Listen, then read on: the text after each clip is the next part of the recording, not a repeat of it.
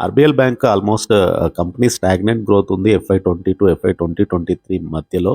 And bank యొక్క advances CAGR 6.6% చొప్పున మాత్రమే ఉన్నాయి ఈ 3 ఇయర్స్‌లో. బట్ హౌఎవర్ ఈ financial year 2023 and first quarter of financial year 2024 మధ్యలో బ్యాంక్ యొక్క లైక్ గ్రోత్ అనేది చాలా మటుకు పాజిటివ్‌గా ఉంది. 17-21% మధ్యలో ఉంది. అండ్ ఫర్దర్‌గా రిటైల్ ప్రొడక్ట్ ఆఫరింగ్ మా బ్యాంక్ అయితే ఎక్స్‌పాండ్ చేస్తుంది. అండ్ రిటైల్ పోర్ట్‌ఫోలియో చాలా రోబస్ట్ గ్రోత్ వస్తుంది. So, 55% of advances constitute of retail portfolio. So, year on year growth అనేది 21%గా ఉంది FY 2023లో. And up to now FY 2024లో 34%గా ఉంది.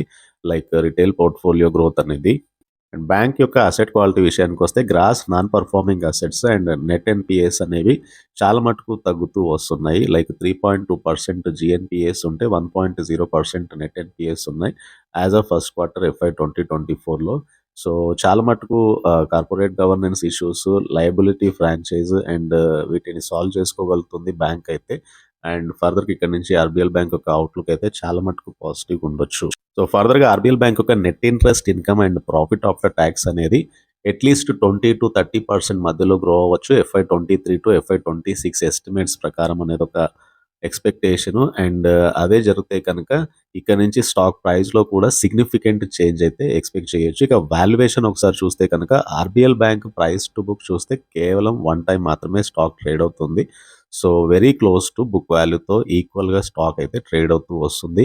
అండ్ ఫర్దర్‌గా స్టాక్‌లో రీసెంట్ కరెక్షన్ జరిగింది. 300 ఆర్ లెవెల్స్ నుంచి మీకు 220 వరకైతే స్టాక్‌లో ఒక కరెక్షన్ అయితే కనబడుతుంది. So, RBL bank lower levels దగ్గరగా లాంగ్ టర్మ్ పర్పస్‌కి అయితే ఒక బయింగ్ ఇంట్రెస్ట్ అయితే ఎక్స్‌పెక్ట్ చేయొచ్చు.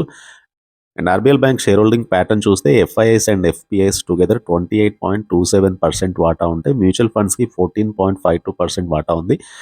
అండ్ ఆల్మోస్ట్ లాస్ట్ 6-9 మంత్స్ టైంలో మ్యూచువల్ ఫండ్స్ అయితే హోల్డింగ్స్ పెంచుకుంటూ ఉన్నాయి.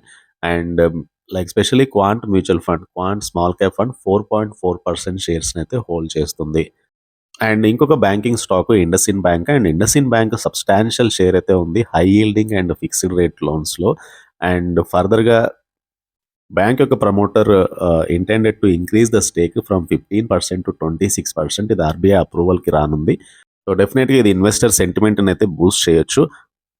ఇండస్ఇండ్ బ్యాంక్ ప్రస్తుతానికి ట్రేడ్ అవుతుంది కేవలం 1.4 times estimated financial year 2026 book వాల్యూతో మాత్రమే. And price to earning ratio of 9.1 times of financial year 26 estimated EPS ప్రకారం మాత్రమే స్టాక్ అయితే ట్రేడ్ అవుతుంది. అండ్ ఇండస్ఇండ్ బ్యాంక్ ప్రస్తుతానికి ట్రేడ్ అవుతుంది 1484 రూపీస్ దగ్గరగా. ప్రైస్ టు బుక్ 2.1 టైమ్ మాత్రమే స్టాక్ ఉంది. రీసెంట్ స్టాక్‌లో 1600 ఆర్ లెవెల్స్ నుంచి ఒక కరెక్షన్ అయితే కనబడుతుంది. 1500 పైన స్టాక్ సస్టైన్ అవ్వగలిగితే డెఫినెట్‌గా స్టాక్‌లో టెక్నికల్‌గా అప్ మూవ్ రావచ్చు. అండ్ లాంగ్ టర్మ్ అక్యుములేట్ చేసుకోవడానికి కూడా ఇండస్ఇండ్ బ్యాంక్ అనేది ఒక బెటర్ ప్లేస్‌లోనే కనబడుతుంది. అండ్ బ్యాంక్ రెవెన్యూస్ అయితే రీసెంట్‌లీ చాలా మటుకు ఇంప్రూవ్ అయ్యాయి. నెట్ ప్రాఫిట్స్ ఇంప్రూవ్ అయ్యాయి. గ్రాస్ ఎన్‌పీఎస్ అండ్ నెట్ ఎన్‌పీఎస్‌లో కొద్దిగా మార్పయితే రావాలి.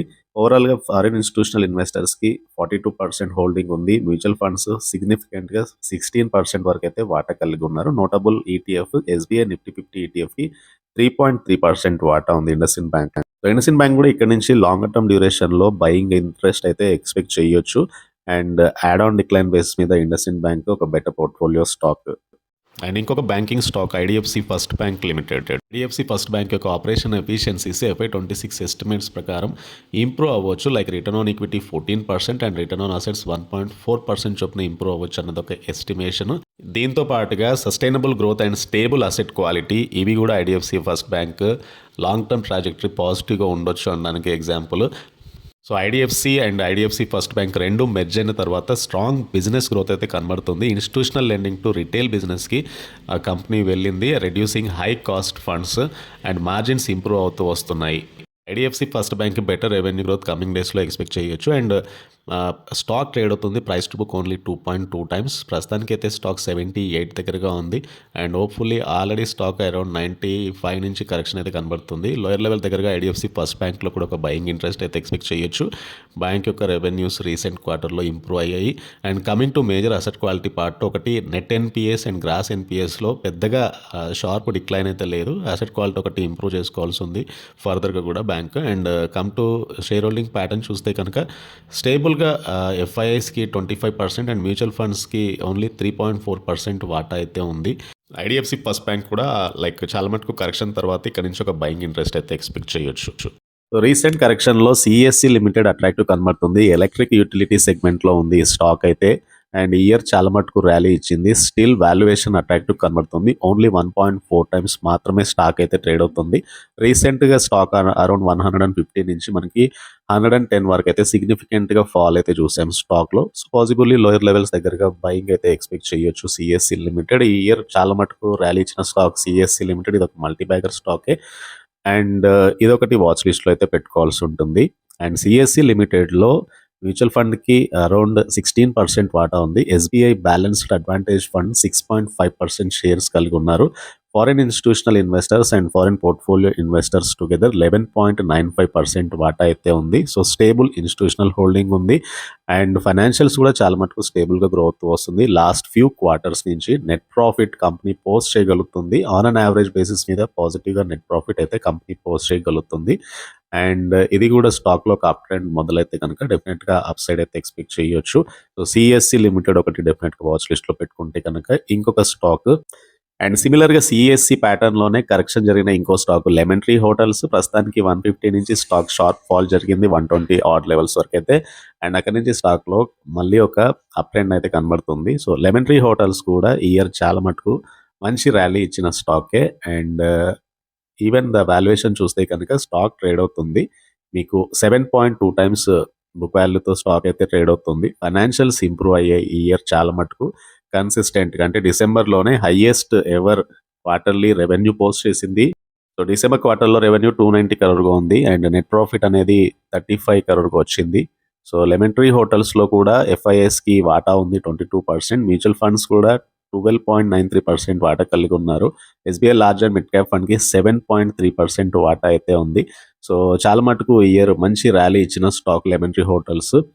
And mid and small cap ఇండెక్సెస్లో ఫర్దర్గా ఫాల్ రాకుంటే కనుక ఏవైతే కొద్దిగా కరెక్షన్ జరిగిన స్టాక్స్లో మళ్ళీ ఒక ర్యాలీ అయితే ఎక్స్పెక్ట్ చేయొచ్చు. సో ఈ మార్కెట్ కరెక్షన్లో కూడా నాకు కన్సిస్టెంట్గా అనిపించేది హెచ్డిఎఫ్సి లైఫ్ ఇన్సూరెన్స్. అండ్ 632 దగ్గరగా స్టాక్ అయితే ఉంది. Price to book 10.5 times stock trade అవుతుంది.